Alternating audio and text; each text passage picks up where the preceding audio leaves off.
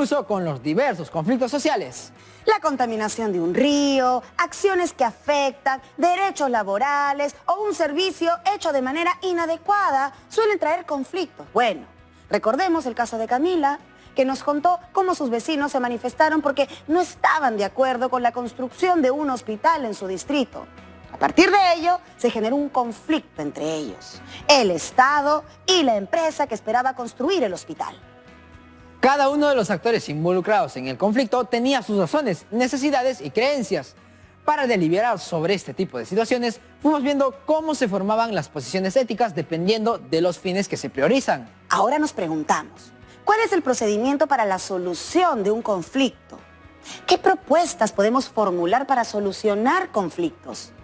¿Conoces alguna experiencia donde se haya solucionado un conflicto de forma pacífica?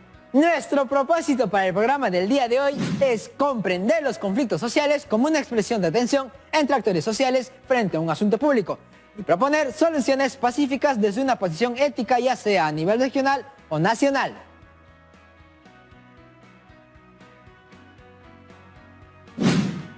El reto será elaborar un texto argumentativo donde identifiques las dimensiones de un conflicto, así como tus propuestas para su solución desde una posición ética. Somos tantos y tan diversos que nuestros intereses y necesidades varían. Es inevitable que en algún momento eso provoque desencuentros que nos lleven a un conflicto social. Conflictos relacionados con los servicios de salud, educación, vivienda o conflictos sobre cómo usar nuestros recursos naturales como el agua, minerales o el petróleo. También hay conflictos por quién usa la tierra para la agricultura o la forma en que la usa, o aquellos referidos a nuestra identidad, es decir, referidos a nuestras creencias y costumbres. Son muchas las causas que originan estos conflictos. Lamentablemente, en ocasiones estos conflictos han generado situaciones de violencia. Pero existen formas de solucionar los conflictos sociales y llegar a acuerdos sin utilizar la violencia.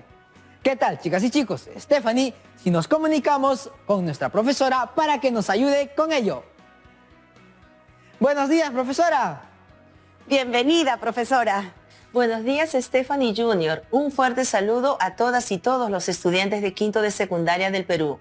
Lo primero que haremos es identificar los elementos de un conflicto social. Este tiene a los actores, el tipo de problema, que es aquello en lo que se contradicen las partes, y el proceso que será en lo que nos centraremos para poder ir contestando a las preguntas. Profesora, ¿quiénes están implicados como actores? Estos conflictos ocurren entre ciudadanos y Estado, trabajadores y sus empresas, el municipio con el gobierno regional, entre vecinos de distintos distritos y así. Hay una diversidad de casos y como actores tenemos gente organizada, dirigencias, sindicatos, mediadores, empresarios, municipalidades, gobiernos regionales, direcciones, ministerios. En todos estos hay personas que cumplen un rol con el interés de llevar a cabo acciones que lleven a su visión de desarrollo. Estos conflictos pueden generarse entre ciudadanos y el Estado, pero también a veces es la empresa con sus trabajadores, otras los municipios con su gobierno regional, o también encontramos conflictos entre los mismos vecinos de un distrito con otro. Entonces, un conflicto social se puede manifestar entre cualquier sector de esos grupos. Así es, Junior. Pero lo que comentaban al inicio es cuando ya se ha llegado a un punto difícil en el conflicto. Veamos el estado del conflicto, que pasa por diferentes fases. En su fase temprana, el conflicto se expresa públicamente mediante declaraciones, gestos o acciones de hecho. No da muestras de violencia, pero tampoco de desaparecer o disminuir en intensidad. Por ejemplo, una protesta pacífica o reportajes.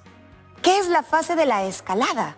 Es cuando un conflicto va evolucionando en su intensidad y fuerza y puede llegar a la fase de crisis. Allí es cuando el sistema ya no puede contener la hostilidad o la agresividad. Vaya, eso es lo que debemos evitar siempre. Y profesora, ¿a qué se refiere la fase de desescalada? Después de la explosión, las tensiones se relajan y se percibe cierto agotamiento en las partes. El conflicto se retrae y se abren oportunidades para encontrar salidas negociadas y establecer espacios para su resolución pacífica. Entonces, el conflicto se soluciona o queda latente en el caso que haya quedado algo sin resolver a profundidad. Cuando un conflicto queda sin resolver, se corre el riesgo de que esas fases se puedan repetir.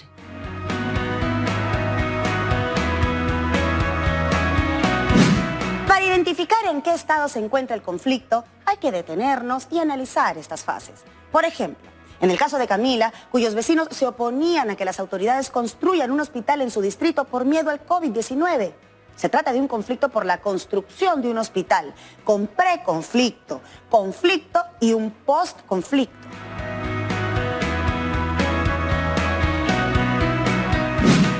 Hay conflictos que se prolongan años. ¿Qué les parece si visualizamos el conflicto en el tiempo? Por ejemplo, 1. Autorización para construir. 2. Reportaje o protesta. 3. Primera manifestación para impedir la construcción. 4. Desalojo por la policía.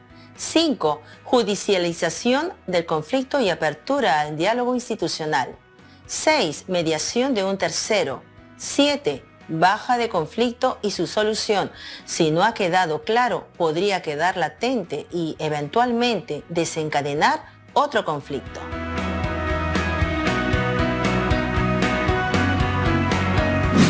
Entonces, durante la fase de escalada puede haber protestas sociales o medidas de fuerza que presionan para que una de las partes involucradas en el conflicto logre sus objetivos.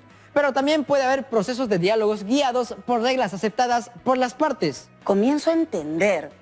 ¿Y hay varias maneras de abordar las formas de lograr los objetivos? Según el caso de las y los vecinos que se oponen a la construcción del hospital, puede ser que las reuniones se hicieran de manera informal. Imagina que se reúna solo una parte de los vecinos, o que se reúnan en horarios difíciles, o que no se invite a los que no comparten sus puntos de vista, o que representantes de la municipalidad no hayan difundido suficientemente la convocatoria a la reunión, o que solo algunos participantes hablen, o no se tomen bien los apuntes en el acta. Todas esas cosas influyen en el proceso. Qué importante es intervenir en una fase temprana y tomar decisiones pertinentes y eficientes en la fase de escalada del conflicto.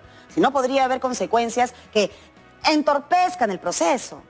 En esos casos puede que escale más, porque no se han ido trabajando los problemas de forma puntual o de fondo y con todas las personas involucradas. En el proceso se puede tener una negociación directa entre las partes interesadas, como cuando los vecinos hablan directamente con la municipalidad. Pero si ya se ha escalado mucho, es necesario contar con mediadores o facilitadores, como la Defensoría del Pueblo u otras instituciones que ayuden al diálogo y a la concertación. Eso se ve casi siempre al final. Sin embargo, profesora, me quedé pensando en el rol de las protestas. Las protestas son un medio, una forma que tiene la población para expresar su disconformidad ante hechos que aparentemente o no van en contra de sus intereses y necesidades. Entonces, ¿son válidas estas manifestaciones? Son válidas como libre expresión, siempre y cuando no terminen en violencia. Las marchas, vigilias o plantones vienen acompañados de un sentimiento de indignación o cuestionamiento hacia las decisiones del Estado o del comportamiento de una empresa hacia sus usuarios. Pero tienen límites cuando la violencia afecta a uno mismo y a otros. La violencia deslegitima la protesta. ¿Será entonces importante diferenciar el comportamiento de los actores en el proceso? ¡Claro! En el ejemplo de cómo va escalando el conflicto, vemos que las protestas implican un riesgo cuando se desata la violencia.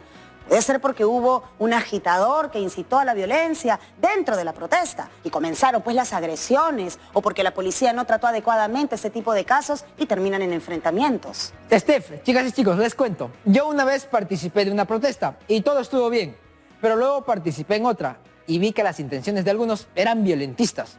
Yo quería manifestarme, pero no me gustaron algunas intenciones que vi. ¿Y tú qué hiciste? Hablé con un amigo que estaba ahí. Le dije que apoyaba las razones de la protesta, pero que no me gustaba la forma como se estaba haciendo. Mi amigo me explicó que a veces hay gente que se pone violenta y que eso no significa que toda la gente de la marcha lo sea. A veces hay infiltrados para causar el caos. A pesar de eso, me retiré de la protesta. Claro, hiciste uso de tu libertad para ser coherente contigo mismo y planteaste una posición. No por tener una posición se tiene que llegar a una pelea. Recordemos que respetos guardan respetos. Podemos ver que los conflictos sociales revelan un malestar y una posible falla en el funcionamiento del Estado o del mercado. Es una oportunidad de comprender realidades diversas y problemas complejos. Eso debería ser asumido como una oportunidad para dialogar y lograr acuerdos. Creo que eso es lo más difícil. Se necesita mucha paciencia, ¿no? Claro, esto también exige el comportamiento ético de las autoridades. Respetar los procedimientos establecidos en la ley y no aceptar coimas o no demorar los trámites de solicitudes y reclamos. Es muy importante el funcionamiento adecuado de las instituciones que respetan la ley y los derechos de las personas. Detener el uso de la violencia y lograr una solución ética a los conflictos también es un proceso complejo. Otro aspecto a considerar es la necesidad de desarrollar liderazgos, dialogantes, conductas de buena fe, valoradas y reforzadas para construir confianza entre el Estado y la ciudadanía. Al mejorar las gestiones también mejoran los procesos. Actuar con excelencia es no postergar lo urgente. Eso me trae a la mente, ¿qué actitudes debemos desarrollar desde hoy como ciudadanos para agilizar los trámites? Por ejemplo, se puede empezar por ser puntual en tus horarios. Eso ayudaría cuando tengas que entregar tus asignaciones en los plazos dentro de un futuro trabajo. O colabores con la ciudadanía si decides trabajar en alguno de sus procesos, estatal o privadamente. No basta con buscar la solución afuera. Hay que preguntarnos, ¿qué no nos gusta hoy para no ser parte de eso mañana? Los procesos que alcanzan soluciones son los que tienen legitimidad y son colaborativos y eficaces. Usted, profesora, dijo una palabra clave hace un rato cuando conversamos sobre las protestas. ¿En qué consiste la legitimidad? En derecho y política, la legitimidad es un atributo por el cual una autoridad, organización o acción es reconocida como aceptable o lícita, porque cumple con criterios establecidos en una comunidad o sociedad. Se afirma que una autoridad, organización o acción tiene legitimidad cuando está respaldada por una población, comunidad o grupo social, más allá de ser lícita.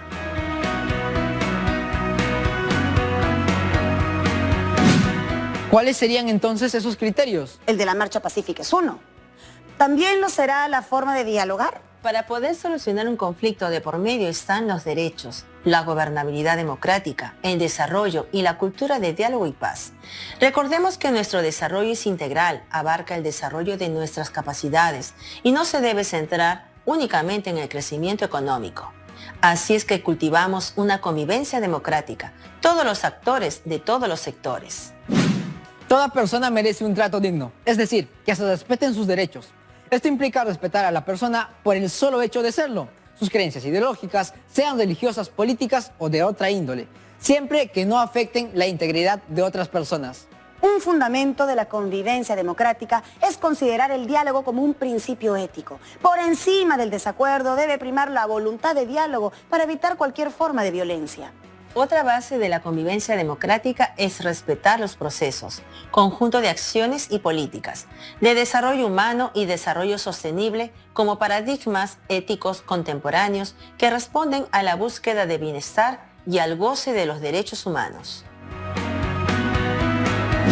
Cuando se habla del desarrollo sostenible, se refiere a una forma de vivir que promueva una buena calidad de vida, que se respete el ambiente, que las cosas se hagan con conciencia y con un orden. ¿No, profesora? Cuando el orden tiene el propósito de respetar derechos y cumplir con los deberes para el bien común, equilibrando y fijándonos en nuestra humanidad y la de las personas y el uso racional de los recursos, seguro que estaremos apuntando a un desarrollo sostenible, pues se trata de reconocer cómo se ha venido atentando contra el acceso equitativo a los recursos naturales, la biodiversidad y el equilibrio ambiental. Y esos problemas se expresan en el cambio climático. ¿Qué implica el desarrollo sostenible? Básicamente, orientar nuestras acciones pensando en la relación que se establece entre tres factores: sociedad, economía y medio ambiente. Entonces hay que hablar de estos temas, ¿cierto? Hay que dialogarlos, teniendo en cuenta una cultura de paz. ¿Y en qué consiste una cultura de paz? Según la definición de las Naciones Unidas, la cultura de paz consiste en una serie de valores, actitudes y comportamientos que rechazan la violencia y previenen los conflictos, tratando de atacar sus causas para solucionar los problemas mediante el diálogo y la negociación entre las personas, los grupos y las naciones. ¿Qué actitudes? ¿Qué valores? ¿Qué comportamientos? Lo hemos estado viendo antes, como cuando te fuiste de la protesta, ¿no? Miremos algunas premisas, pues contribuir al desarrollo económico, político y cultural, así como la promoción y defensa de derechos individuales y colectivos, requiere construir espacios de reconocimiento entre todas las personas a través del diálogo, el respeto y la tolerancia. Para el diálogo es importante identificar emociones, impresiones y creencias que nos ayudarán a reconocer y expresar sentimientos de indignación, vergüenza, perdón y solidaridad.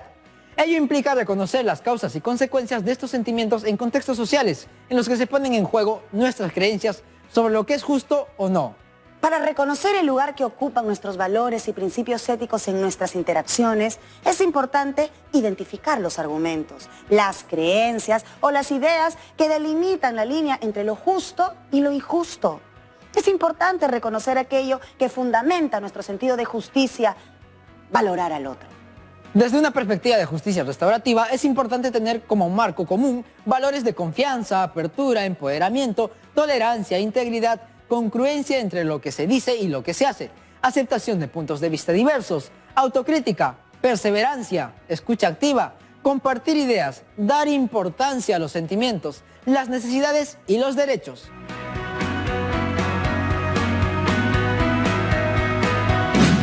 Nos ha llegado un mensaje de Paulo de Villa El Salvador. Vamos a leerlo. Dice: Hola Stephanie Jr. Estaba escuchando esta parte del diálogo y aunque no se trata exactamente de un asunto público grande, como hemos estado viendo, me quedé pensando en algo más cercano a mi realidad. ¿Lo lee, Junior? Claro que sí, Steph. Ahí va. Dice: me mudé a Villa El Salvador cuando tenía 12 años. Al principio no salía a la calle, pero luego conocí a mi vecino y comenzamos a salir a la loza que quedaba a 2 cuadras de mi casa. La loza es pública, no le pertenece a tal o cual grupo específicamente. Al principio solo mirábamos cómo los hermanos mayores de mis amigos jugaban fútbol en ella. No era una loza tan grande, pero nos quedábamos ahí como esperando turno. Un día vimos llegar a un grupo mixto de chicas y chicos, justo cuando los equipos que solían jugar a estas horas no estaban, porque se encontraban en un torneo en otro barrio. Estas chicas y chicos comenzaron a utilizar la loza para sus bailes. Un día, el hermano de mi amigo, al ver esto, les dijo que se fueran a otro lado, que esa era su loza. La líder del grupo no se quedó callada y le preguntó: ¿tú la compraste? La loza es del barrio, yo soy de aquí y podemos venir a bailar todo el tiempo que queramos, les dijo. Fueron días tensos, todos querían ver quiénes se quedarían y cómo usarían la loza. Y al no poder ponerse de acuerdo, la chica denunció este incidente ante la municipalidad. Insistió, ya que deseaba que se reconozcan sus derechos. La municipalidad fungió de mediadora del conflicto para que pudieran llegar a un acuerdo. Creo que el testimonio de Pablo es muy valioso para poder comprender cómo se dan los espacios de diálogo y en este caso los acuerdos sobre cómo van a usar su recurso público de uso común, que en este caso es la loza. La chica líder del grupo tiene razón, ya que ni la edad ni la antigüedad del grupo que juega fútbol allí justifica que solo ellos la utilicen. Los derechos son iguales para ambos. Entonces, regresando al principio sobre entender la cultura de paz, ahora voy comprendiendo a qué valores, actitudes y comportamientos se refiere. Ahora para graficarlo en grande. En julio, en una mesa de diálogo para el desarrollo del distrito de Yata-Guamalíes, que facilita la Secretaría de Gestión Social y Diálogo, se desarrollaron las reuniones de seguimiento de acuerdos y compromisos en educación, las cuales contaron con la participación del Ministerio de Educación y la empresa privada, y sirvieron para informar sobre los avances en 9 proyectos educativos. Se realizaría una próxima reunión informativa en agosto, en coordinación con las autoridades locales y el Frente de Defensa de los Intereses y Desarrollo de Guamalíes. Comprendo.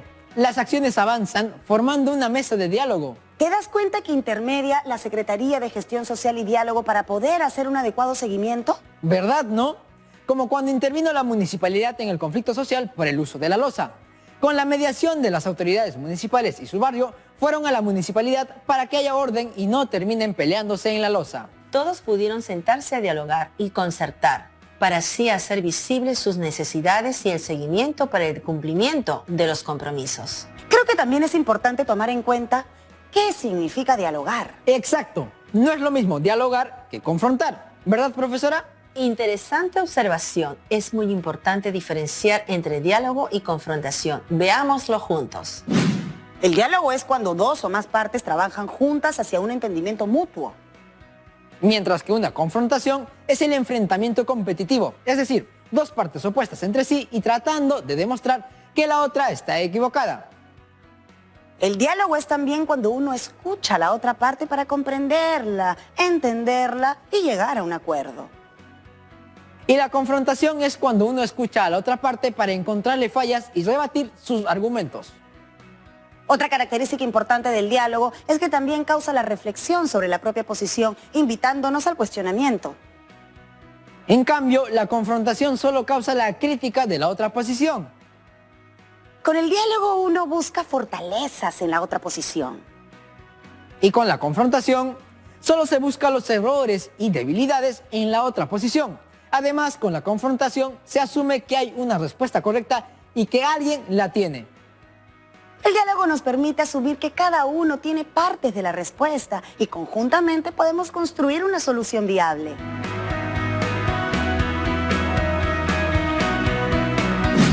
Con todo esto, profesora, me hace pensar que estamos siempre predispuestos a pensar que uno de los actores no cederá. Se puede aprender de una institucionalidad que valora los derechos y rescata la integridad del desarrollo humano definiendo criterios. Por eso es importante conocer de desarrollo sostenible y tomar en cuenta el ambiente y cómo se dan las gestiones, los criterios que se toman en cuenta y estar al tanto de lo que se firma. Ahora nos toca visibilizar la salud, que por mucho tiempo se priorizó poco y tiene que ver con un trato digno al ser humano y a la naturaleza. Cuando se trata de conflictos de distintas dimensiones y tipos, el acuerdo, la concertación o diálogo siempre serán opciones democráticas. Es importante tomar en cuenta los 5 pasos para el diálogo como dijimos previamente. 1. Generar confianza. Si escaseara la voluntad de dialogar, conviene, antes de empezar, crear confianza entre las partes, aclarando malentendidos y prejuicios, identificando aspectos en común y despertando la conciencia de que los problemas se pueden resolver si lo hacemos juntos. 2. Incluir.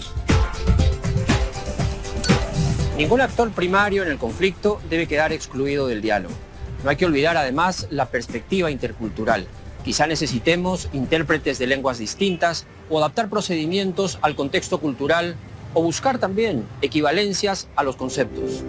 3. Contar con un facilitador. Conviene recurrir a un facilitador o mediador que convoque a las partes para explicar en qué consiste el proceso de diálogo. No es ni un juicio ni una asamblea comunal. Deberá también establecer las reglas de respeto mutuo y de uso de la palabra. Conviene también que el mediador o facilitador estimulen la creación de soluciones a los problemas y que se cuiden de que las actas estén bien elaboradas porque ellas deben expresar con claridad la voluntad de las partes. 4. Elaborar actas de acuerdos. Mucho ojo, cada participante debe leer bien los acuerdos antes de firmar el acta. Esta debe tener plazos y responsables de su cumplimiento. Recuerda, un acuerdo que no se cumple es un conflicto que retorna. 5. Evaluar. Cuando el proceso de diálogo haya terminado, es muy necesario hacer una evaluación para identificar aciertos y errores que nos ayuden a legitimar este mecanismo y a educarnos mejor en el diálogo. Podemos mirar como ejemplo una mesa de concertación donde se exponen algunos puntos para poder dialogar antes de que se dé un conflicto. Queda claro cómo se pueden dar estos diálogos para la solución de conflictos y se trata de una cadena. Por ejemplo, en el caso de la construcción del hospital. Exacto, la controversia entre la municipalidad y la coordinadora por la salud del distrito. por la ubicación del nuevo hospital. Ambas son instituciones relacionadas al Estado, pero es posible que la municipalidad haya recogido el sentir vecinal. Así, por ejemplo, podemos ver cómo es una cadena. Sí, en este caso el mediador coordinará una reunión para informar del cumplimiento de los compromisos asumidos por los sectores en la última reunión de trabajo de este espacio de diálogo.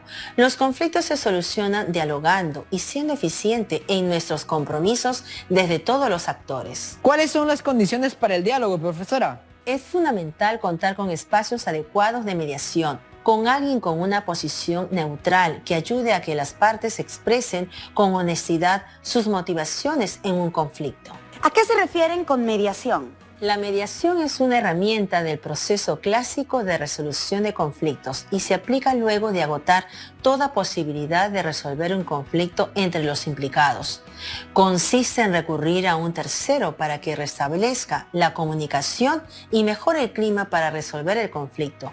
Como la Defensoría del Pueblo, gracias a la mediación se descubren los problemas de fondo y la solución es posible. ¿Qué actitudes son importantes para llegar a acuerdos en el diálogo? Es importante que al conversar nos distanciemos de nuestras creencias y las evaluemos, que reconozcamos nuestras emociones y cómo nos movilizan para reconocer nuestras posibilidades y límites y así lidiar con ciertas situaciones mediante un diálogo transparente, horizontal y abierto. ¿Cómo prevenir que los conflictos lleguen a la violencia? Para la Defensoría del Pueblo es importante la anticipación para cumplir con nuestro compromiso con la paz.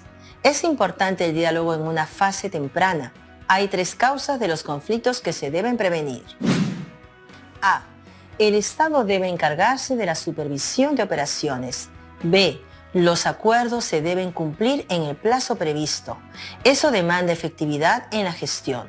C. En el plano estructural se reconoce el derecho de los pueblos indígenas a ser consultados en los asuntos que les conciernen o cuando el dinero del canon es bien utilizado, priorizando las necesidades básicas de la población como salud, educación y trabajo.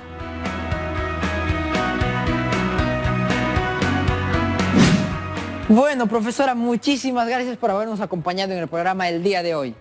Hasta la próxima, profesora. Stephanie Jr., ha sido un gusto acompañarlos hoy. Hasta la próxima. Y bueno, vimos cómo sucede el conflicto social con sus actores, tipos y fases.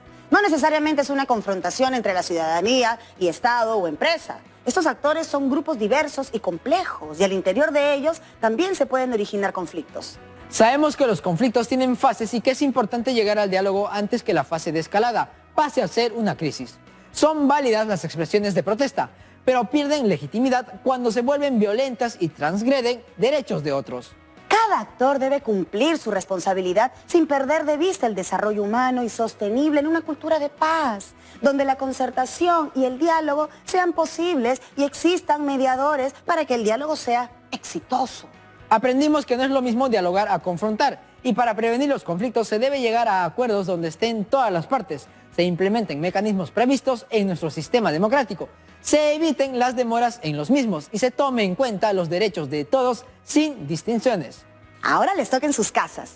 Usen el organizador gráfico que hicieron previamente para identificar las posiciones éticas y dimensiones en un conflicto. Con eso van a elaborar un texto argumentativo donde identificarán las dimensiones de un conflicto y tus propuestas para su solución desde una posición ética.